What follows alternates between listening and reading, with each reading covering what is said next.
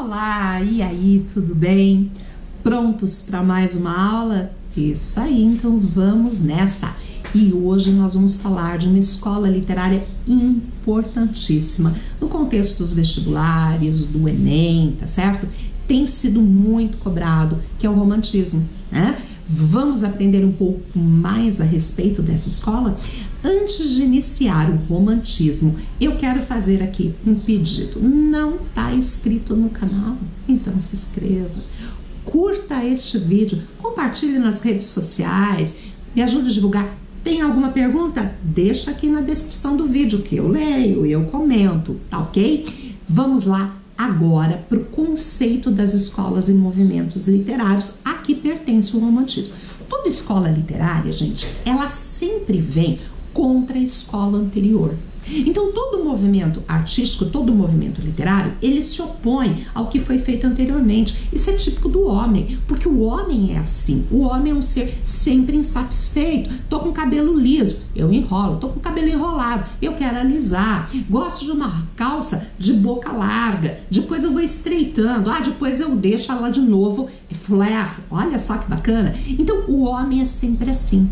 Ele quer o novo e ele sempre se opõe ao que foi feito.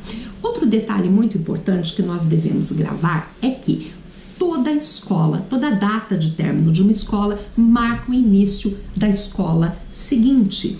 Olha o que eu tenho aqui, o que nós vimos até o romantismo.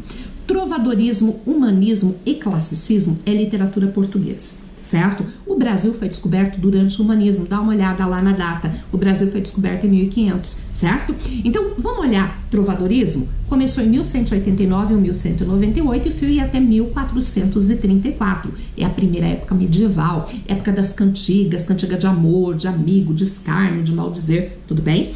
O humanismo é um período de transição, mas ainda é a segunda época medieval.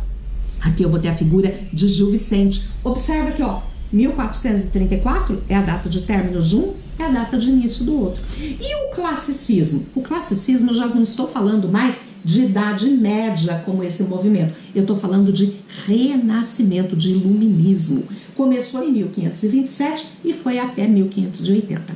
O Brasil foi descoberto em 1500, mas a nossa colonização se deu a partir de 1530. Então, enquanto estava acontecendo o classicismo em Portugal, nós temos aqui o quinhentismo, o início da nossa história literária.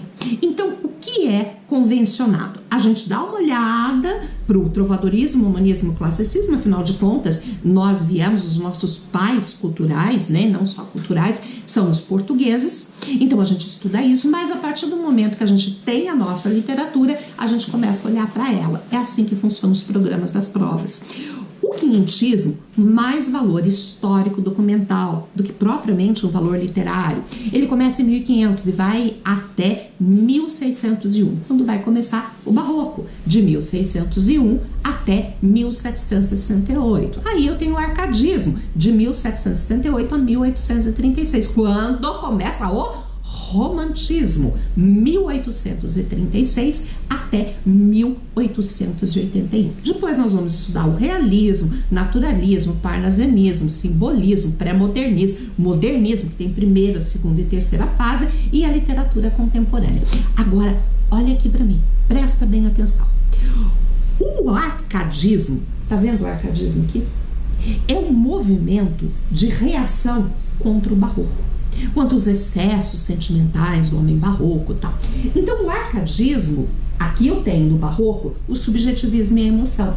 Aqui eu vou ter o objetivismo e a razão. E o romantismo, o que o romantismo vai fazer? Ele vai contra o arcadismo, certo? Ele combate o arcadismo. Opa, qual é o outro nome do arcadismo? Neoclassicismo.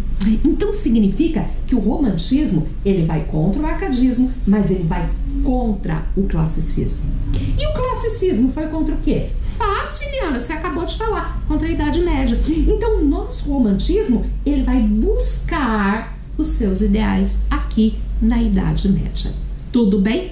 Nós temos a partir do romantismo a chamada Era Nacional.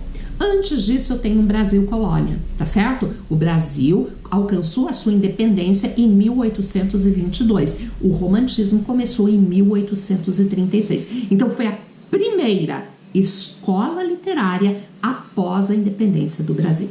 Tudo registrado? Joia! Então, agora, vamos lembrar? Aqui, ó, olha que lindo! As margens plácidas ali do Ipiranga. Dizem que não foi muito assim não, né? Mas tá lá, Dom Pedro dizendo independência ou morte. Então, temos a nossa independência, somos agora um país liberto de Portugal e a primeira escola que vem após a independência, como eu disse, é o romantismo. E a gente tem que entender que a literatura, como todas as artes, ela é um espelho da realidade. Tudo que está acontecendo no mundo repercute dentro da literatura. Então, se nós estávamos aqui vivendo um período em que nós não aguentávamos mais o domínio português, é natural que isso seja projetado para o nosso fazer artístico, para o nosso fazer literário. Vamos conhecer aqui o momento em que começou, certo? O romantismo no mundo, ele surgiu na Alemanha, por volta de 1800. Daí ele foi para a Inglaterra. Lá na Inglaterra, o grande nome foi Lord Byron.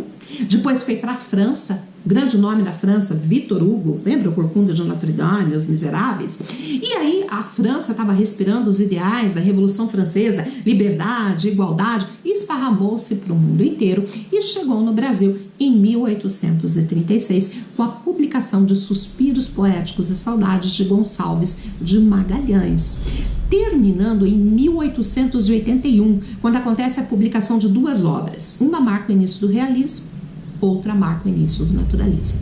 1881, Memórias Póstumas de Brás Cubas, Machado de Assis, inaugurando o realismo. O Mulato, mesmo ano, 1881, marcando o início do naturalismo. Realismo e naturalismo são escolas que vão se opor ao romantismo, que nós já vimos, né? Toda escola literária vem sempre contra a escola anterior. Isso aí. Falamos aqui do momento cronológico e agora a gente vai estudar as características. Muito bem. A primeira, sentimentalismo. Óbvio, o romantismo é uma escola, até porque vai contra o objetivismo, o racionalismo do arcadismo, é uma escola que predomina os sentimentos. Gente, ó, quando a gente fala que um movimento predomina o sentimento e que o outro não, o outro é objetivo, o outro é racional, não significa que esse outro não tem sentimento, mas é um sentimento dominado pela razão. Quando uma escola é sentimental, é subjetiva, não existe esse domínio, o sentimento fica à flor da pele, fica vivo, fica intenso demais. Essa é a ideia, tá? Subjetivismo, que seria a presença do eu, o excesso do eu dentro do texto, ok? Qual é o sentimento que o romântico mais trabalha? O amor. Ele vai falar do medo, da saudade, da angústia, claro que vai, mas vai ter uma supervalorização do amor. Perder o amor, meu Deus, eu me enforco num pé de chuchu, eu acabo com a minha vida. É mais ou menos por aí mesmo. Tem uma obra, para vocês terem uma ideia, de José de Alencar, chamado 5 Minutos. Eu vou ter que falar bem rapidinho aqui, tá? Depois tem um vídeo que conta melhor essa história. Por 5 minutos o cara perdeu o bonde, e aí ele foi esperar, teve que esperar quase uma hora para chegar um outro, chegou, ele entrou e lá estava o amor à primeira vista, porque o romântico é assim.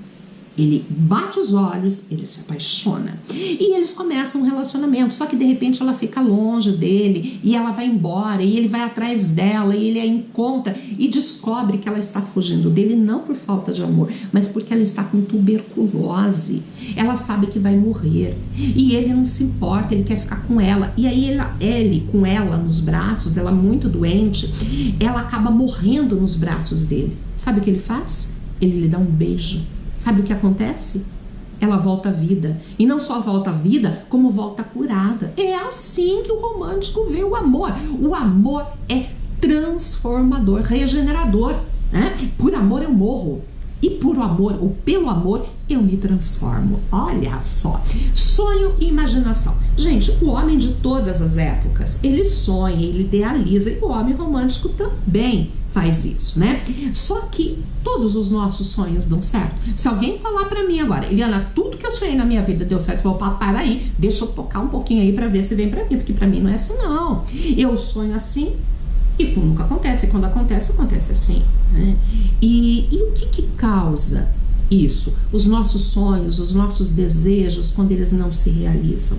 A gente sente frustração, tédio, angústia, sofrimento, depressão. Vou trocar tudo isso que eu falei por essa expressão, mal do século. Então, quando vocês ouvirem falar de mal do século, é a tristeza, é o sofrimento, é a angústia, é a depressão, oriundas, frutos do sonho que se chocou com a realidade, da coisa que não aconteceu como se esperava.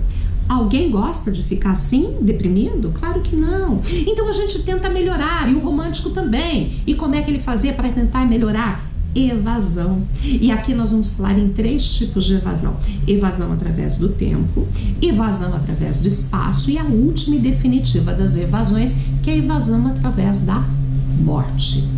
Evasão através do espaço. Poxa, eu tô aqui, eu não tô mal, tô deprê, não tô legal. Eu imagino e eu escrevo como se eu estivesse em outro lugar.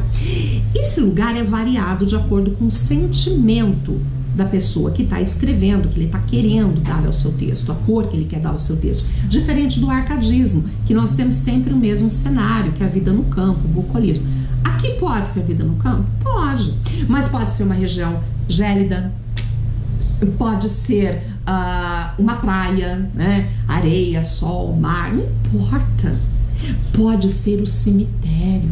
Álvares de Azevedo, que era um escritor romântico, ele dizia que era a floresta dos homens esquecida, o cemitério. E que lá tinha-se uma paz muito grande, porque lá acabou a vaidade e toda a ganância do homem. Então, os espaços mudam de acordo com o desejo da pessoa. E esse pensar em outro espaço ajuda a equilibrar a alma.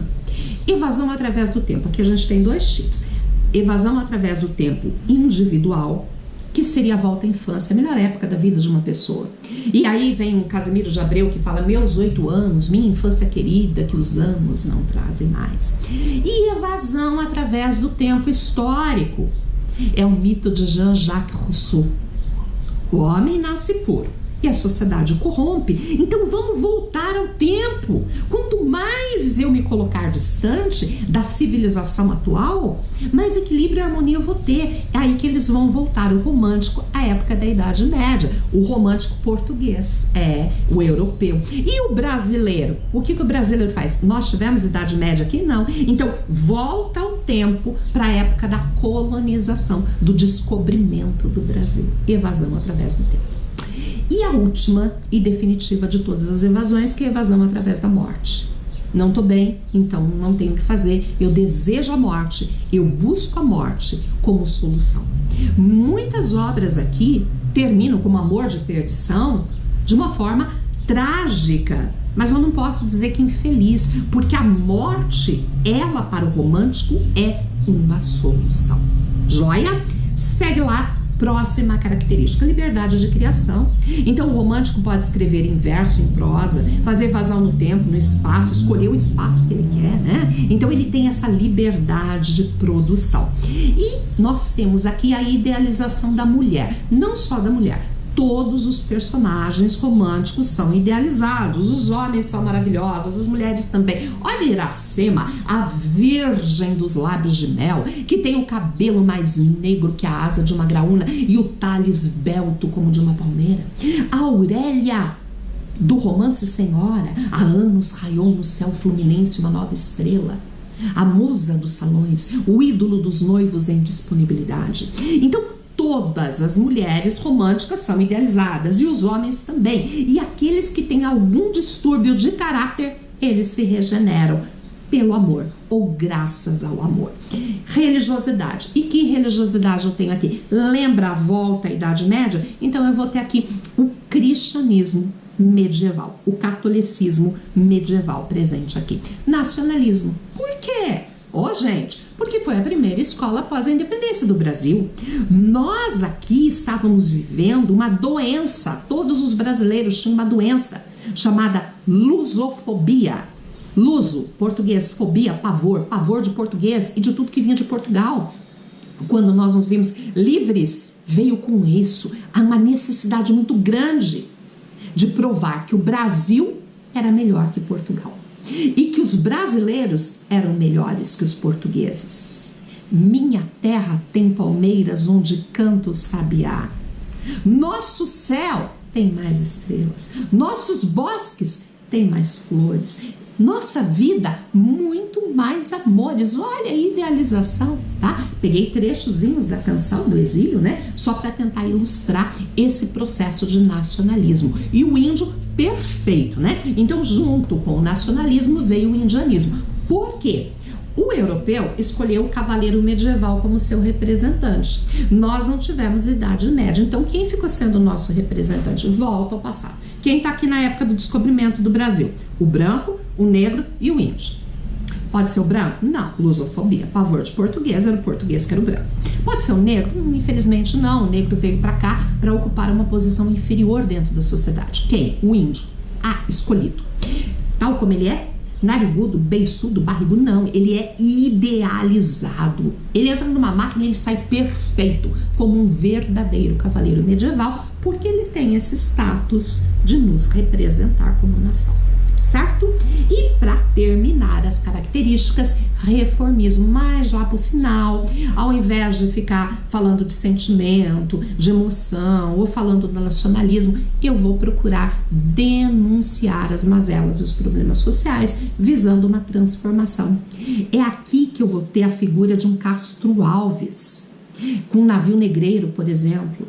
Qual era o maior problema social da época? O problema da escravidão. E aí vem um Castro Alves e diz: Deus, ó Deus, onde estás que não responde? Há 2000 anos te mandei meu grito, que desde então embalde pelo infinito. Aonde estás que permite tamanha injustiça? Então, o reformismo seria um tipo de um pré-realismo. Beleza?